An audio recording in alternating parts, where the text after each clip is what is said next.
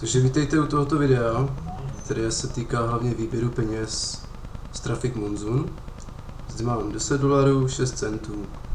Právě si jedu dneska vybrat, takže dám tady withdraw. Tady internetová peněženka PayPal. Strhávají se 2%.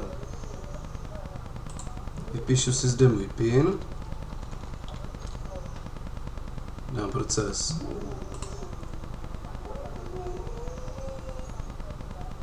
Tady vidím status, že je kompletní, peníze přišly na účet do PayPalu.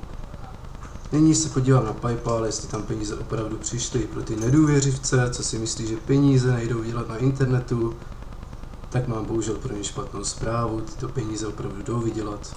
Takže tady dám My PayPal.